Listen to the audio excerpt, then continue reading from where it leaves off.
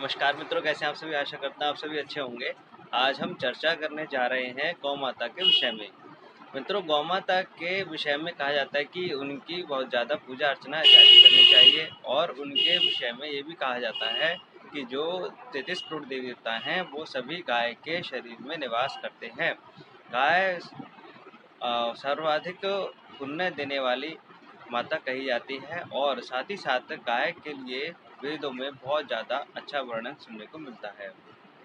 वशिष्ठ ऋषि के पास में एक ऐसी गाय थी जो उनके तुरंत ही उनकी मनोकामना को पूर्ण कर देती थी। अगर कोई व्यक्ति उनसे जो कुछ मांगता था वो उसमें साक्षात तभी प्रकट हो जाया करता था। जैसे कभी अधिक ऋषियों का आना होता था तो वशिष्ठ ऋषि गाय से अपने लिए और बाकी लोगों के लिए भोजन सामग्री की व्यवस्था के लिए कहते थे, तो तुरंत ही वहाँ पर बहुत सारा भोजन सामग्री उपलब्ध हो जाता था। मित्रों, ये तो उनकी गाय के विषय में बात रही। अब बात रही जो आपके आसपास जो गाय रहती हैं वो, और जो बाकी जो गाय हैं वो सभी।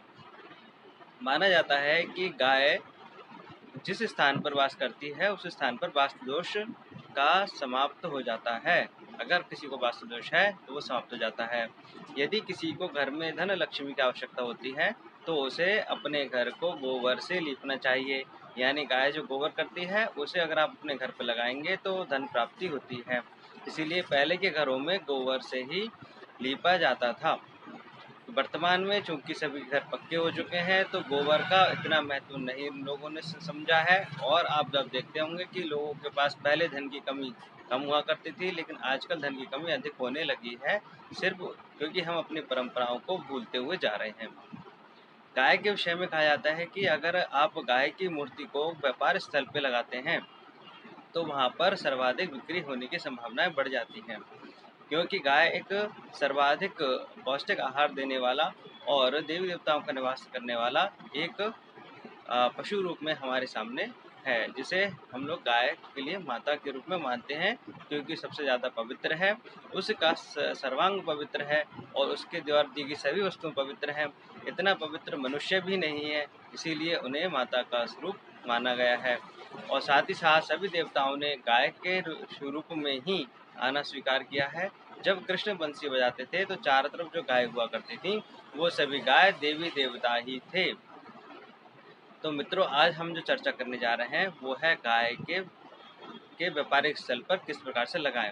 एक ऐसी गाय जो सफ़ेद रंग की हो और जो स्वर्ण आकृति में हो, जिसके शरीर पर पीले रंग की चीज़ें लगी हुई हों, पीले रंग के और सफ़ेद पीले रंग के आभूषण और सफ़ेद रंग की गाय जो दुधारू हो, यानी जो बछड़े के साथ हो और बछड़ा गाय का दूध पीता हुआ हो, ऐसी गाय को अपने व्यापारिक स्थल पर जरूर लगा लेना चाहिए।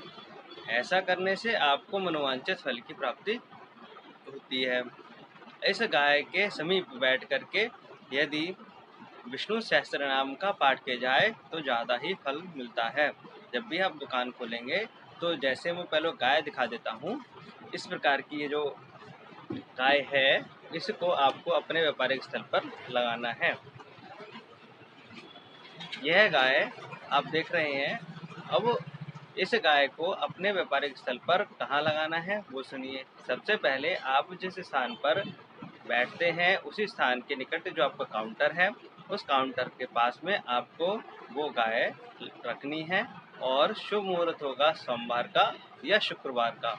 सोमवार या शुक्रवार को गाय की स्थापना अपने व्यापारिक स्थल के काउंटर पर अपने ही समीप करनी है और इसका मुंह ग्राहक की तरफ होना चाहिए। बछड़े की तरफ इसका मुंह है, यानी इसका जो आकृति है वो सम्मुखता हो ग्राहक की ओर। एवं जब आप सुबह को जब शॉप खोलें तो आपको श्री सूक्त का या विष्णु सहस्त्रनाम का पाठ इसके समीप बैठकर करना चाहिए। ऐसा करने से उस दिन की बिक्री अधिक रहती है, ऐसा वेदों में माना गया है। मित्रों, इस प्रकार की अधिक जानकारी मैं आपको लेकर आता रहूँगा। तब तक के लिए धन्यवाद। और जो भी साधक, जो भी व्यापारीगण इस गाय को प्राप्त करना चाहते हैं वो मुझे फ़ोन कर लें या डिस्क्रिप्शन में दिए हुए लिंक पर जा कर के भी इसे अपने घर पर मंगा सकते हैं। आज के लिए इतना ही। धन्यवाद।